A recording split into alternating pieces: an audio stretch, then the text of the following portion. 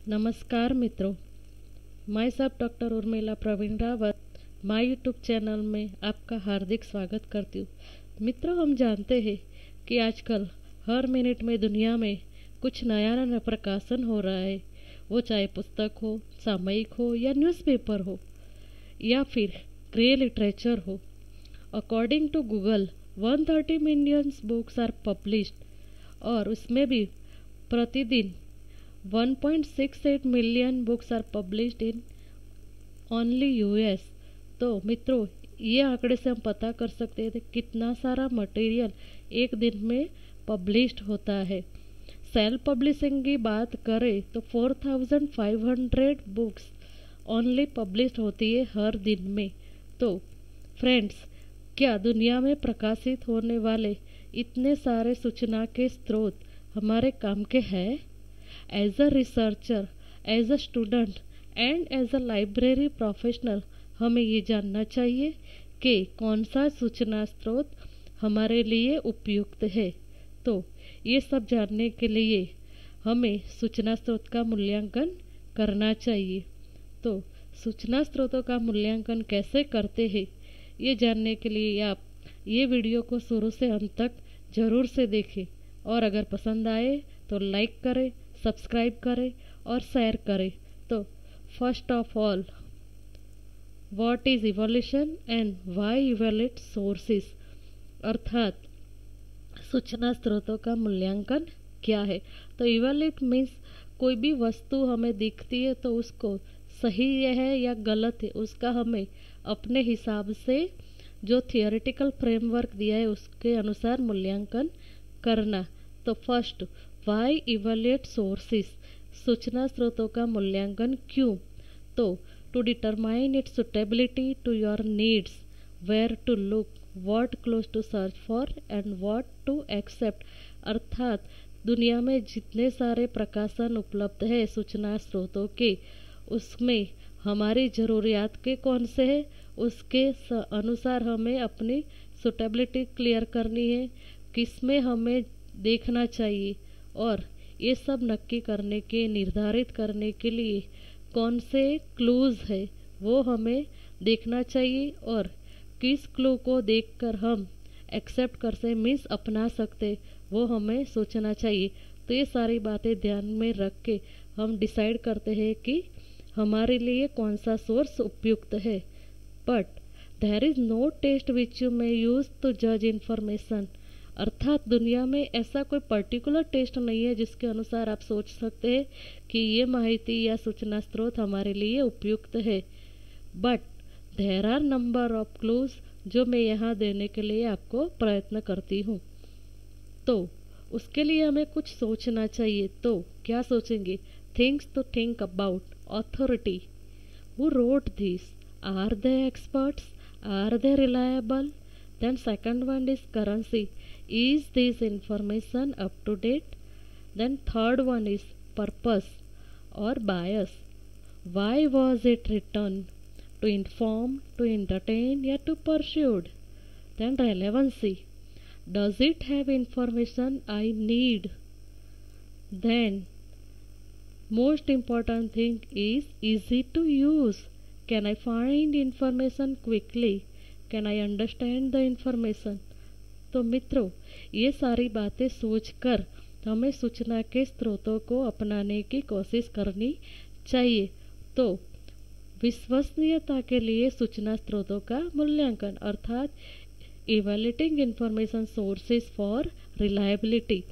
तो library guide के अनुसार कुछ क्राइटेरिया दिया है और ये क्राइटेरिया ध्यान में रख के ही हमें सूचना के स्रोतों का मूल्यांकन करना चाहिए। तो यहाँ 5 क्राइटेरिया है, वो मैं आपको बताने की कोशिश करूँगी। Audience, authority, bias, currency and scope. तो let's looks in detail. First one is audience, means श्रोता या पाठक, मीन्स जो भी साहित्य या सूचना के स्रोत दुनिया में उपलब्ध है तो वो उपलब्ध कराने के लिए जो उसका लेखक है, जो उसका साहित्यकार है, जो उसका प्रकाशक है, उसका कोई ना कोई मगज में आइडिया रहता है कि वो किस एज के लिए किस एज ग्रुप के लिए बना रहे, किस शैक्षणिक लेवल के लिए बना रहे, या फिर पॉलिटिकल एफिलिएशन के अनुसार वो बना रहे। तो उसके मगज में उसका ऑडियंस ध्यान में रहता है, तो ऑडियंस को ध्यान में रखते हुए वो साहित्य निर्मित करता है। Then second one is this for a person with in depth knowledge और अ ले पर्सन, अर्थात जो साहित्य उपलब्ध करा रहा है, सूचना के स्रोत उपलब्ध करा रहा है, वो लेखक पर्सन, उसके पास उस माहिती का डिटेल नॉलेज है, अर्थात उसके पास ज्ञान है, अथवा वो एक ले पर्सन है, तो वो हमें देखना चाहिए। Then second one is authority means अधिकार। तो सूचना के जो भी स्रोत या माहिती दुनिया में उपलब्ध है, उस सोर्स का कोई न कोई एक निर्माता तो जरूर रहता है। तो वो निर्माता या ऑथर होगा या तो फिर प्रकाशक होगा। तो वो ऑथर या प्रकाशक का खुद का ऑथोरिटी होता है वो लेखन कार्य के लिए। तो उसके लिए यहाँ हमें उसका क्रॉस चेक करना चाहिए। तो हम क्या क्रॉस चेक करेंगे? तो does the author's name appeared on the web page, अर्थात जो ऑथर या लेखक या प्रकाशक है उसका नाम जो साहित्यकर्ताओं की सूची का लिस्ट वेब पेज पर रखा होता है या उनका संगठन होता है, उस पर उसका नाम दिख रहा है कि नहीं, वो देखना चाहिए। फिर व्हाट आर हिज और हर क्रेडेंशियल, वो भी हमें वेब पेज पर चेक करना चाहिए। Then does the author provide contact information, अर्थात उसका नाम तो अगर वेब पेज पर है पर उसने अपना संपर्क सूत्र लिखा है कि नहीं, अपने संपर्क के लिए उसने कॉन्टैक्ट नंबर दिया है कि नहीं, वो चेक करना चाहिए। Then who publishes the book, journal और इलेक्ट्रॉनिक रिसोर्सेस, अर्थात जो लेखन कार्य किया है उसको कौन पब्लिश करा रहा है, वो बुक्स हो, पुस्तक हो, सामयिक हो या विजाणु साहित्य हो, तो उन सारे पब्लिकेशन को कौन पब्लिश कर रहा है वो भी हमें देखना चाहिए। प्रकाशक के नाम के अनुसार भी हम उस प्रकाशक की क्वालिटी क्या है वो चेक कर सकते हैं। Then who is the authors of the book, journal, article और ई रिसोर्सेस, अर्थात जो साहित्य उपलब्ध है बुक्स, जर्नल और ई रिसोर्सेस के फॉर्म पर, उसका लेखन कार्य करना लेखक कौन है वो भी हमें चेक करना चाहिए। Then does the author cite his her experience credential, अर्थात जो लेखक है जो करता है उसने अपना एक्सपीरियंस, अपना अनुभव, अपना खुद का व्यावसायिक में क्या रुचि है वो सब उसने शेयर किया है कि नहीं, वो हमें देखना चाहिए। Then does material proper cited, अर्थात जो भी लेखक का काम है उसने प्रॉपर साइटेशन दिया है कि नहीं, वो साइटेशन में उसमें कौन सी साइटेशन स्टाइल यूज़ किए वो हमें चेक करनी चाहिए। अलग अलग प्रकाशक अलग अलग साइटेशन स्टाइल देते हैं।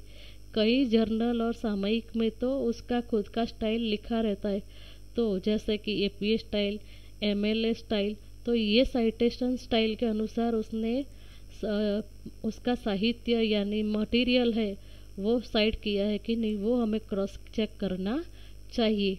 देन बायस और एक्यूरेसी, पूर्वाग्रह और सटीकता, अर्थात जो भी लेखक कोई भी लेखन कार्य करता है वो कोई एक पर्टिकुलर सब्जेक्ट या मोर देन वन सब्जेक्ट पर वो लिखता है, पर वो लेखक के अनुसार खुद भी एक पर्सनालिटी है और वो पर्सनालिटी में अलग अलग उसका मंतव्य होता है। वो कहीं कोई चीज़ को मानता है, कहीं वो दूसरी चीज़ को मानता है, तो उसके अनुसार वो खुद का ओपिनियन भी उसके लेखन कार्य में दिख जाता है। तो वो भी हमें चेक करना चाहिए कि उसका लेखन कार्य में उसका पूर्वाग्रह मीन्स बायस है कि नहीं और उसके कार्य में कितनी एक्यूरेसी है। तो वो चेक करने के लिए हम वन बाय वन चेक करेंगे। इज़ द सोर्स ऑब्जेक्टिव, अर्थात उसने जो लेखन कार्य किया है उसमें उसका खुद का कोई विषय लक्षिता तो नहीं आ रही है ना, वो हमें चेक करनी चाहिए। देन कुड द राइटर और the organization affiliation put a different spine on the information present, then third one is what is the purpose of source, अर्थात जो साहित्य हमें उपलब्ध कराया गया है वो साहित्य उपलब्ध कराने के पीछे लेखक का हेतु क्या है वो हमें चेक करना चाहिए। Then fourth one is how is the information presented, fact, opinion या प्रोपेगेंडा, अर्थात जो भी माहिती या सूचना स्रोत उपलब्ध कराए हैं उसको किस स्वरूप में प्रस्तुत किया गया है, वो फैक्ट यानी कि सत्य हकीकत है या फिर कोई मंतव्य है या फिर कोई एजेंडा के अनुसार उसको प्रस्तुत किया गया है, वो भी हमें चेक करना चाहिए। As a researcher, as a library professional हमें फैक्चुअल इंफॉर्मेशन को ही इम्पोर्टेंस देना चाहिए। Then is there any bias shown, cultural, political, religious etcetera, तो अर्थात उसके कार्य में कोई सांस्कृतिक, राजकीय या धार्मिक पूर्वाग्रह दिख नहीं रहा है न, वो भी हमें चेक करना चाहिए। If so is the bias clearly stated, अगर हमें उसमें कोई पर्टिकुलर बायस दिख जाता है तो ऐसे पूर्वाग्रह युक्त साहित्य को हमें पसंद करना नहीं चाहिए, उसे निग्लेक्ट करना चाहिए। देन करेंसी, नवीनतम या फिर आधुनिक, अर्थात हम जो भी साहित्य उपयोग करते हैं, यूज़ करते हैं, वो अत्यंत लेटेस्ट यानी कि आधुनिक या फिर नावीन्यपूर्ण होना चाहिए। तो उसके लिए क्या करना चाहिए, तो when was the work published, अर्थात सूचना के जो स्रोत है वो कब पब्लिश्ड हुआ, कब प्रकाशित हुआ। Then when was the work last updated, अंत में उसका आवृत्ति कब हुआ वो हमें चेक करना चाहिए। और how old are the sources और आइटम इन द बिब्लियोग्राफी, जो भी साहित्य पब्लिश्ड है और अपडेटेड है उसमें उसने बिब्लियोग्राफी रखी है कि नहीं, अगर रखी है तो वो पुरानी तो नहीं है ना, ओल्ड बिब्लियोग्राफी को ही कॉपी करके तो नहीं रख दिया ना, वो भी हमें चेक करना चाहिए। Then how current is the topic, अर्थात जो भी लेखक है, जो प्रकाशक है, उसने अपना साहित्य उपलब्ध कराया है तो वर्तमान परिस्थिति के अनुसार वो कितना संबंधित है वो भी हमें चेक करना चाहिए। Then if a web page do the link works, अर्थात उसने अपने साहित्य में कहीं वेब पेज का उल्लेख किया है तो उस वेब पेज की लिंक जब हम उपयोग करते हैं तब वो वर्क कर रही है कि नहीं, वो भी हमें चेक करना चाहिए। देन ये सारी बात हमें चेक करने के बाद अत्यंत महत्वपूर्ण बाबत है स्कोप एंड कंटेंट, अर्थात क्षेत्र एंड सामग्री, विषय वस्तु। तो स्कोप मीन्स जो भी विषय के अनुसार लिखा गया है उसको वो वही उसके एरिया के अंदर ही लिख रहा है कि नहीं, और कंटेंट में विषय वस्तु को ध्यान में करके उसने लिखा है वो हमें चेक करना चाहिए। मीन्स अगर हम एक एग्जाम्पल है कि अगर हम इंडिया की बात कर रहे हैं तो इंडिया की बात के अंदर फॉरेन कंट्री का तो कोई बात नहीं आ रहा है, वो हमें चेक करना, मीन्स वो अपने स्कोप से बाहर तो नहीं जा रहा है, वो हमें चेक करना चाहिए। देन कंटेंट मीन्स विषय वस्तु या सामग्री, तो अगर वो लेटेस्ट टॉपिक पर धारो के वो लिख रहा है कि कोरोना वायरस, तो कोरोना वायरस के संदर्भित इंडिया के संदर्भ में ही लिखा है या फिर आउट ऑफ कंट्री के बारे में लिखा है, वो भी हमें चेक करना चाहिए। तो what does and what doesn't the work cover, अर्थात उसके कार्य में उसने क्या कवर किया है क्या नहीं किया है वो हमें चेक करना चाहिए। और ये चेक करने के लिए चेकिंग द कंटेंट मैचिंग, अर्थात उसकी जो विषय वस्तु है उसको भी हमें मिलाना चाहिए या मैच करना चाहिए। Is it an in depth study, many pages और सुपरफिशियल, अर्थात कि उसका ये संपूर्ण अध्ययन है या फिर एक ही पेज को बहुत सारे पेज में सुपरफिशियल करके रखा है, वो भी हमें चेक करना चाहिए। कई बार अपने लेखक एक ना एक बात कई बार घुमा फिरा के कहते और उसका पेजेस बहुत सारे बढ़ जाते, तो ऐसा तो कोई काम नहीं है ना, वो चेक करना चाहिए। Are sources and statistics cited, अर्थात जो भी लेखन कार्य है उसमें उसने जो भी स्रोतों का यूज़ किया है वो उसने प्रॉपर साइट किया है। जो भी आंकड़ाकीय माहिती स्टैटिस्टिक लिया है उसने प्रॉपर साइटेशन दिया है कि नहीं वो चेक करना चाहिए। If a site does it offer unique information, अर्थात उसने अगर साइटेशन दिया है तो वो माहिती यूनिक है, वो भी हमें चेक करना चाहिए। If not found in any other sources, अगर ये कहीं भी नहीं मिलती तो वो माहिती यूनिक है। अगर यही सेम माहिती दूसरे सोर्सेस में मिलती है तो हमें वो माहिती भी वेरीफाई करनी चाहिए।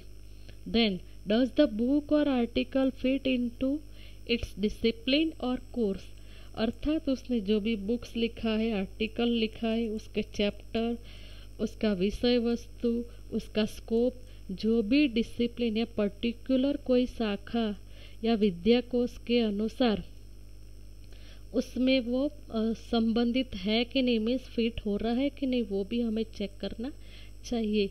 Is this the first article of his kind with in its discipline, अर्थात ये उसका पहला आर्टिकल है या उसने यही सब्जेक्ट पर कहीं और भी लिखा है, वो भी हमें चेक करना चाहिए। दो मित्रों, ये सारी बात हमने जर्नल बताई। इन जनरल हमें क्या ध्यान में रखना चाहिए वो बताया। अब हम पर्टिकुलर बुक्स के बारे में क्या क्या बातें ध्यान में रखनी चाहिए वो बताती हूँ। तो evaluating information sources for relevance for books, अर्थात बुक के लिए प्रासंगिकता के लिए सूचना स्रोतों का मूल्यांकन। तो पहले क्या करना चाहिए, तो skim its index for your keywords, then skim the page on which those words occurs, अर्थात कोई पुस्तक या आर्टिकल्स हम देखते हैं तो पहले उसका कीवर्ड मीन्स चावी रूप शब्द चेक करना चाहिए।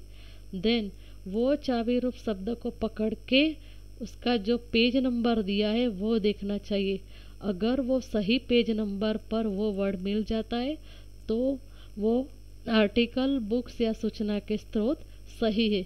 Then second, skim the first and last paragraph in chapters that use a lot of your keywords, अर्थात जो भी पुस्तक या साहित्य सोर्सेस है उसका पहला एंड अंतिम पैराग्राफ चैप्टर में हमें पढ़ने चाहिए जिसमें हमें बहुत सारे कीवर्ड मिल जाएंगे। तो ये कीवर्ड उसमें मैच करते हैं कि नहीं, वो भी हमें देखना चाहिए। Then skim introduction, summary chapter and so on, then हमें जो भी साहित्य है, सूचना के स्रोत है, उसका प्रास्ताविक प्रकरण और समरी का प्रकरण हमें चेक करना चाहिए। तभी हमें पता चलेगा कि उसने जो विषय वस्तु में कहा है वो अंतिम चरण तक उसका सेम एक सातत्यपूर्ण वातावरण है कि नहीं वो पता चलेगा।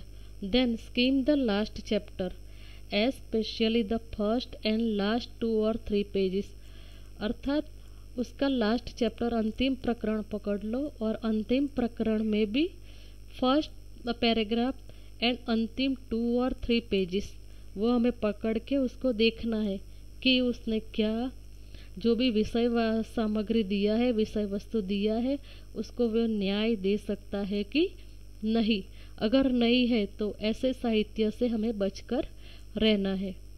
If the source is a collection of article, scheme the editors introduction, अगर ये सूचना के स्रोत आर्टिकल मीन्स लेखों का संपादित वर्जन है तो संपादित आर्टिकल्स में भी हमें एडिटर में जो तंत्री है, उसका जो लेखक है, जो कंपाइलर है, उसका हमें इंट्रोडक्शन चेक करना चाहिए। उसको वेरीफाई करने के बाद ही वो आर्टिकल को हमें पसंद करना चाहिए। तो ये सारी बात हमने बुक्स के लिए बताई और अब हम पर्टिकुलर सामयिक या जर्नल्स के लिए सूचना स्रोतों का कैसे मूल्यांकन करते वो बताएंगे। तो evaluating information sources for relevance for article, अर्थात लेखों के लिए सूचना स्रोतों का मूल्यांकन। तो read the abstract, first of all हमें जो भी आर्टिकल, जो लेख है उसका संक्षिप्त पढ़ना चाहिए, सारांश पढ़ना चाहिए। Then skim the introduction and conclusion, उसके बाद हमें उसका प्रास्ताविक और अंतिम जो सारांश लिखा है वो पढ़ना चाहिए। Then if they are not marked by heading, skim the first 6 और 7 पैराग्राफ एंड द लास्ट 4 और 5। अगर ये इंट्रोडक्शन में हेडिंग में कहीं मार्क बताया गया नहीं है तो हमें जो भी लेख है उसके पहले 6 या 7 पैराग्राफ एंड अंत के 4 और 5 पैराग्राफ अवश्य पढ़ने चाहिए। तो ये सारे पढ़ने के बाद हमें पता चलता है कि जो भी आर्टिकल, जो भी लेख लिखा गया है वो विषय वस्तु को न्याय करता है कि नहीं, उसकी क्वालिटी कैसी है। Then skim for section heading and read the first and last paragraph of those section. उसके बाद हमें क्या करना है कि सेक्शन वाइज हेडिंग जो भी दिया है उसको सेक्शन वाइज पढ़ना चाहिए। उसमें भी जो भी सेक्शन है उसमें भी हमें फर्स्ट एंड लास्ट, तो प्रथम और अंतिम पैराग्राफ को पढ़ना चाहिए। तो उसमें हमें पता चलेगा कि जो हेडिंग दिया है, जो शीर्षक दिया है, उसमें उसने जो विषय वस्तु डाला है, जो विषय वस्तु दिया है वो संबंधित है कि नहीं। Then check the bibliography for titles relevant to your topic. और अंत में जो भी लेखन कार्य लेख है उसके टाइटल्स को संबंधित और भी टाइटल्स हमें पढ़ने हैं तो उसकी बिब्लियोग्राफी हमें चेक करनी चाहिए और वो बिब्लियोग्राफी हमें सही शीर्षक की तरफ ले जाती है कि नहीं, वो भी हमें चेक करनी चाहिए। तो मित्रों, ये बात हमने प्रिंटेड मटेरियल्स के लिए, पुस्तक, साहित्य, आर्टिकल्स जो भी है उसके लिए हमें क्या क्वालिटी है वो चेक करने के लिए बताया। ये सारी बात चेक करने के बाद हमारे मन में पर्टिकुलर आइडिया आता है कि कौन सा साहित्य हमारे लिए सबसे मोस्ट रेलेवेंट है, कौन सा एकदम लोएस्ट है और कौन सा मीडियम है। तो ये तीनों का हमें जब ख्याल आता है तो उसको हम अलग कैसे करेंगे, उसको हम सेपरेट कैसे रखेंगे। तो इसके लिए मैंने 3 कलर का क्राइटेरिया बनाया है। तो उसके लिए यूज़ कलर पोस्ट, 3 कलर का क्राइटेरिया हम कैसे कर सकते हैं। तो first one is red. Red colour है जो हाई रेलेवेंस मटेरियल है उसके लिए यूज़ करना चाहिए। देन ब्लू कलर है वो मीडियम रेलेवेंस के लिए, एंड देन येलो कलर है वो लो रेलेवेंस के लिए यूज़ करना चाहिए। मित्रों, ये कलर्स मैंने अपनी चॉइस के बनाए हैं, आप अपनी चॉइस के अनुसार कलर वेरिएशन कर सकते हैं। तो मित्रों, thanks for this video, best luck. अगर आपको ये वीडियो पसंद आया है तो लाइक करिए, शेयर करिए एंड कमेंट में ज़रूर